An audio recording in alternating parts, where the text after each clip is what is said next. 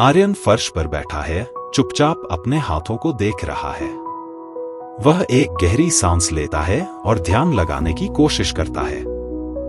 जैसे ही वह ध्यान लगाता है, उसकी नसों में सुनहरी रोशनी दौड़ने लगती है और उसकी उंगलियों से हल्की सी ऊर्जा की लहर निकलती है।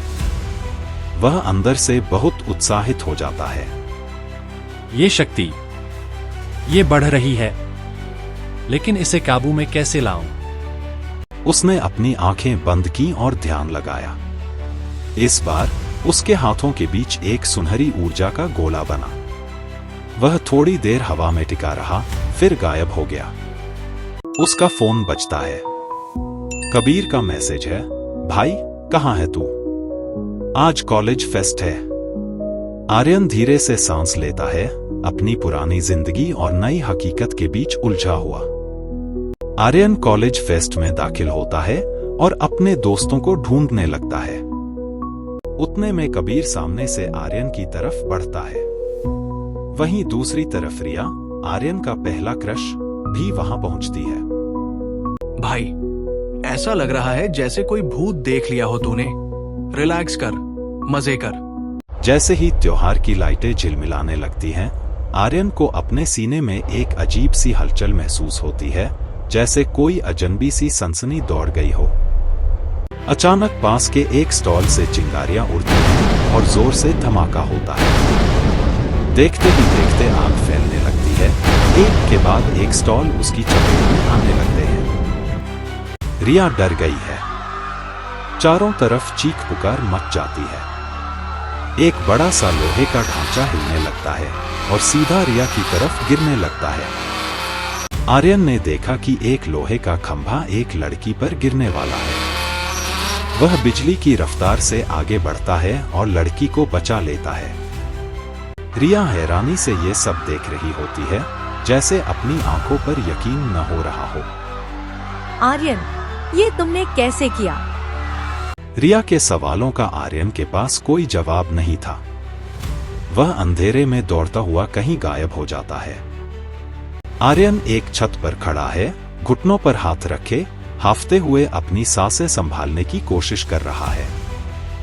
मैं इसे हमेशा के लिए नहीं छुपा सकता। अचानक उसे मशीन जैसी आवाज सुनाई देती है। वह मुड़ता है। रुद्र के ड्रोन उसके ऊपर उड़ रहे होते हैं। लक्ष्य की पुष्टि हो गई है। युद्ध क्षमता की जांच शुरू। ड्रोन हमला करने लगे। आर्यन बचते हुए एक और छत पर छलांग लगाता है। उसकी फुर्ती अब पहले से कहीं ज्यादा है। वह उतरता है और हैरान रह जाता है कि उसने इतनी दूर कैसे छलांग लगा ली। वाह, ये तो बिल्कुल नया था। एक ड्रोन मिसाइल दागता है। आर्यन बिना सोचे समझे अपने हाथ ऊपर उठा देता है। एक सुनहरी ऊर्जा से बनी ढाल बन जाती है, जो धमाके को रोक लेती है। वह हैरानी से अपने हाथों को देखता है। उसे एहसास होता है वह रक्षा कवच बना सकता है।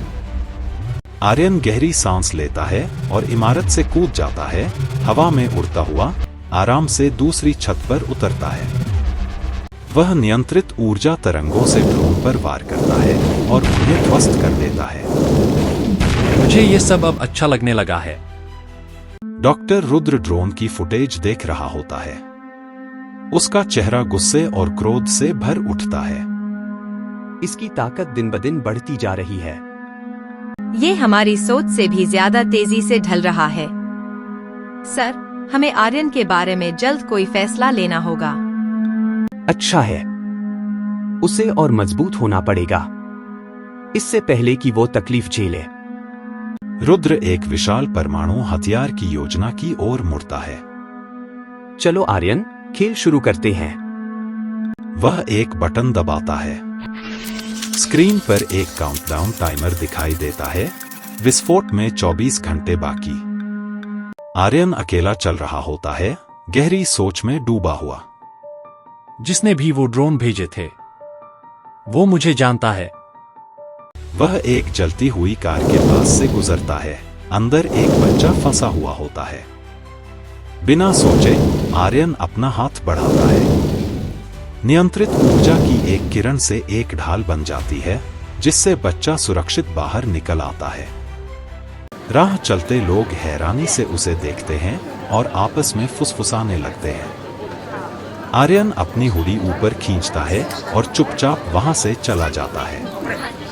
भीड़ के जाने के बाद वह फिर उसी जगह पर आता है। सोशल मीडिया पर उसका वो वीडियो वायरल होने लगता है और अब उसका राज धीरे धीरे छुपाना मुश्किल हो गया है। एपिसोड 4 ठीक अगले 7 दिनों बाद यानी 22 मई 2025 को ऑन एयर होगा। अगर आपको तीसरा एपिसोड पसंद आया हो तो कृपया वीडियो को लाइक करें, चैनल को सब्सक्राइब करें और नोटिफिकेशन आइकन को क्लिक करें ताकि जैसे ही नया एपिसोड ऑन एयर हो आपको तुरंत सूचना मिल जाए और आप उसे बिना मिस किए देख सकें। धन्यवाद।